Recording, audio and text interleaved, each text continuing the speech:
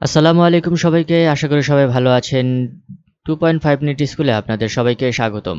BCS পরীক্ষায় সবসময় English literature থেকে প্রশ্ন এসে থাকে, তাই আমরা আমাদের এই পর্বগুলো সাজিয়েছি ইংলিশ লিটারেচার থেকে, যেখানে ধারাবাহিকভাবে ইংলিশ লিটারেচার থেকে বিভিন্ন গঠনমূলক এবং পরীক্ষায় যেগুলো আসার সম্ভাবনা রয়েছে সেই বিষয়ে আলোচনা করা হবে। আজকে আমরা আলোচনা করব the important period of English literature. মনোযোগ সহকারে ভিডিওগুলো দেখতে থাকবেন এবং ভিডিওগুলো সিরিজ আকারে আপনাদেরকে দেওয়া হবে, যেখান থেকে আপনারা অবশ্যই 44তম বিসিএস পরীক্ষায় প্রশ্ন কমন পাবেন। চলুন শুরু করা যাক আমাদের আজকের এই পর্বটি। বিভিন্ন পিরিয়ড রয়েছে, সেই পিরিয়ডগুলোকে বিভিন্ন ভাগে ভাগ করা হয়েছে এবং পিরিয়ডগুলো কতশো সাল থেকে যতশো সাল পর্যন্ত পরিব্যাপ্ত ছিল সেই সম্পর্কে বিস্তারিত জানাবো এবং প্রত্যেকটি যুগের যতগুলো নাম রয়েছে সেই নামগুলো হয়েছিল বিখ্যাত সব কবিদের এবং রাজা রানীদের নাম নিয়ে। তাই সেই পিরিয়ড, সেই যুগকে, সেই পিরিয়ড, সেই কবি এবং রাজা রানীদের নাম অনুসারে দেওয়া হয়েছে। চলুন দ্য ওল্ড ইংলিশ পিরিয়ড সম্পর্কে জেনে নেওয়া যাক। ওল্ড ইংলিশ পিরিয়ড পরিব্যাপ্ত ছিল 450 থেকে 1066 সাল পর্যন্ত। এই যুগের অন্য নাম হচ্ছে দ্য অ্যাংলো স্যাক্সন পিরিয়ড। এই সময় স্যাক্সনদের ভাষা জার্মান ছিল। ইংল্যান্ড জার্মানির স্যাক্সনদের অধীনে ছিল। দ্য মিডল ইংলিশ পিরিয়ড, যা পরিব্যাপ্ত ছিল 1066 থেকে 1500 সাল পর্যন্ত। এই পিরিয়ডকে 3 ভাগে ভাগ করা হয়েছে। তার প্রথম ভাগ হচ্ছে দ্য অ্যাংলো নরমান পিরিয়ড, অর্থাৎ ফ্রেঞ্চ ভাষাভাষীদের নাম অনুসারে এই ভাগটি করা হয়েছে, যা পরিব্যাপ্ত ছিল 1066 থেকে 1340 সাল পর্যন্ত। এ সময় ইংল্যান্ড ফ্রান্সের নরম্যানদের অধীনে ছিল। 1340 থেকে 1400 সাল, এই সময়টাকে বলা হয় দ্য এজ অফ চার্চার, অর্থাৎ চর্চারের যুগ।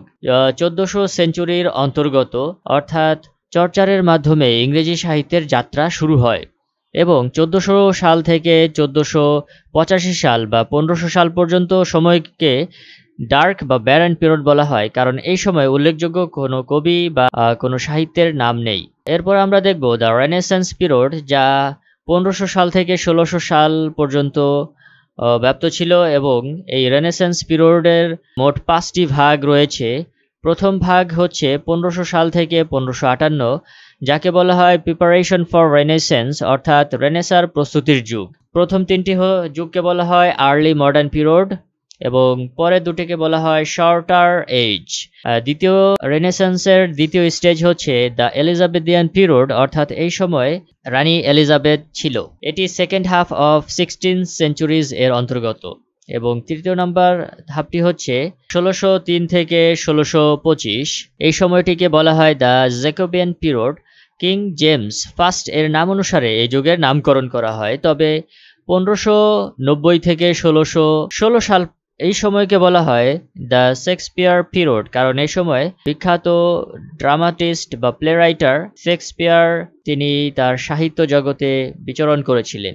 এবং 1620 থেকে 1660 এই সময়টিকে পিউরিটানদের পিরিয়ড বলা হয়।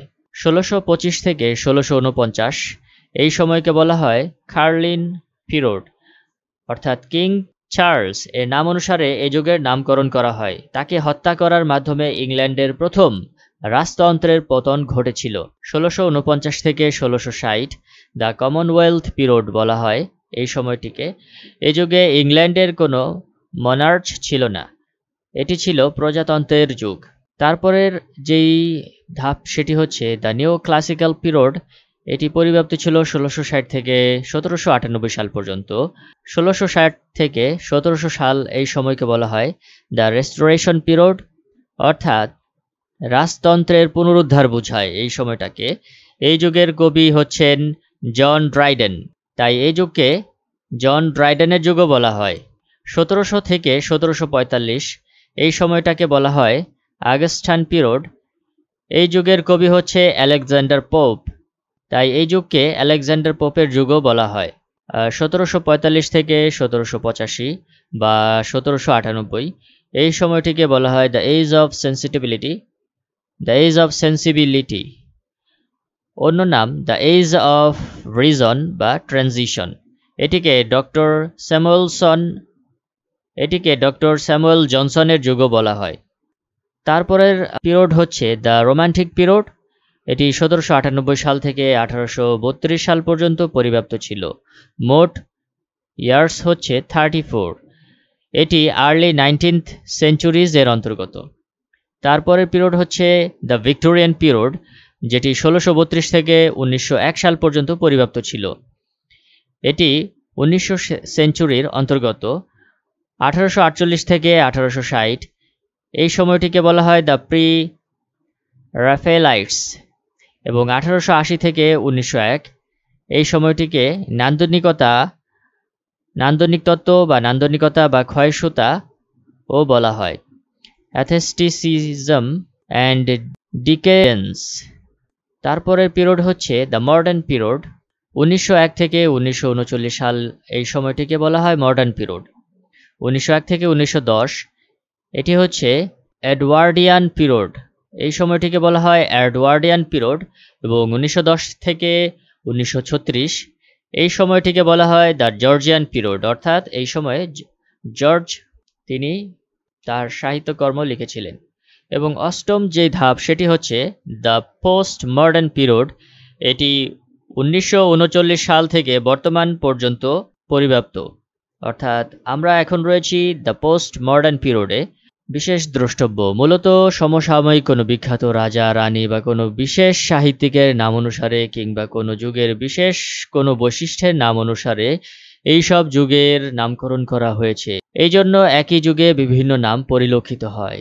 ধন্যবাদ সবাইকে মনোযোগ সহকারে ভিডিওটি দেখার জন্য। আপনি যদি চাকরি পরীক্ষার একজন প্রার্থী হয়ে থাকেন তাহলে আমাদের চ্যানেলটি সাবস্ক্রাইব করে পাশেই থাকতে পারেন, কারণ আমরা চাকরি পরীক্ষার সকল প্রস্তুতির ভিডিও আপলোড করে থাকি, যা আপনার চাকরির জন্য সহায়ক ভূমিকা পালন করবে। দেখা হবে আগামী ভিডিওতে কোনো গুরুত্বপূর্ণ টপিকস নিয়ে। সে পর্যন্ত ভালো থাকুন, সুস্থ থাকুন। Keep watching. As I look to nature's beauty, dazzled am I, knowing everything calls on you, the Lord Most High. Allah